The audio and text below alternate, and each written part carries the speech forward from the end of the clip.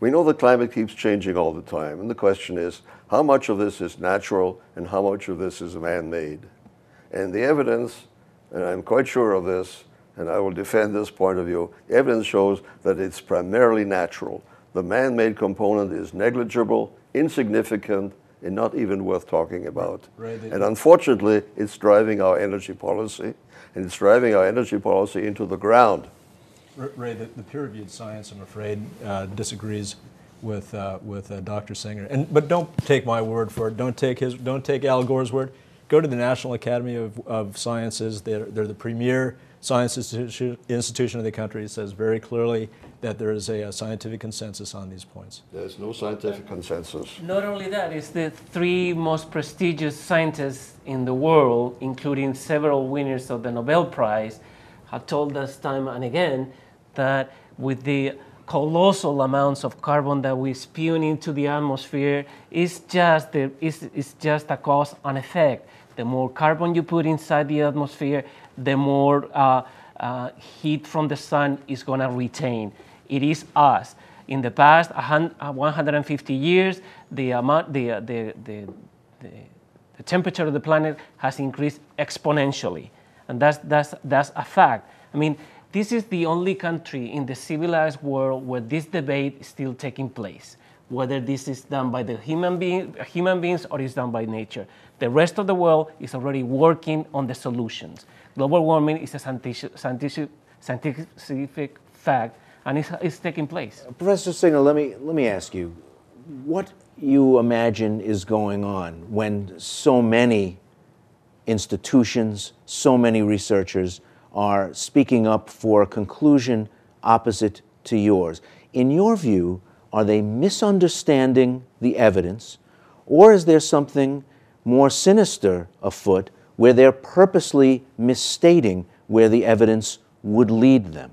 Unfortunately, people believe in authority, which one should never do in science. One should always look at the evidence. Now, my friend here mentioned Nobel Prize winners. There is no Nobel Prize in climatology.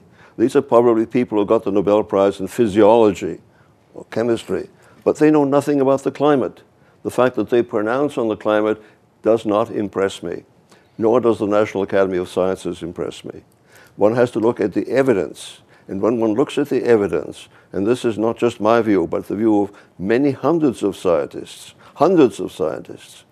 then you will see that the evidence indicates that natural forcing is the main factor that affects climate change. For example, the climate has been cooling for the last 10 years, in contradiction to every prediction of a climate model. That is just a factually false assertion. And in fact, in every temperature record we have, we've seen warming. In fact, the head of the climate forecasting for NOAA just said, whether it's the satellite data or the temperature data, we're warming. Last decade is the hottest decade on record. The 2000s will be the hottest decade on record by far. I think there's no question that, aside from Fred's opinion, the scientific evidence is clear, and the warming is unequivocal. That is the statement, and that the bulk of the warming so far is due to human greenhouse gas emissions. But I think we need to be much more focused on the future, because the warming that we've seen to date isn't very big. It hasn't changed the climate dramatically yet. It's only been about 1 degree Fahrenheit, maybe a little more. We are on a path to see maybe 9 degrees Fahrenheit warming this century, possibly 5 feet of sea level rise. And this is a straight scientific prediction. The southwest of this country, from Kansas and Oklahoma straight to Southern California, turned into a permanent dust bowl.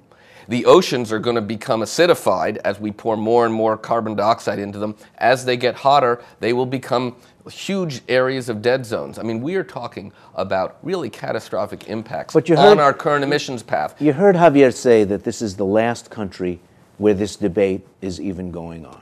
And you heard Professor Singer's point of making the opposite set of calculations to your own. Is that consistent voice of doubt slowing the move towards some sort of resolution, so the drafting of some sort of policy? Every time that we have this debate here, they win. Yeah, Every time that instead of working on the solutions and we keep debating whether it's taking place or not, and again, we are the only country where this debate is still going on, they win and we all lose. Because this is a scientific fact. It's as a, I mean, we're talking about whether the Earth is round or square. Manicroy, yeah. Ray, there's been a very sophisticated, well-funded campaign of disinformation on this issue, and it's lasted for years.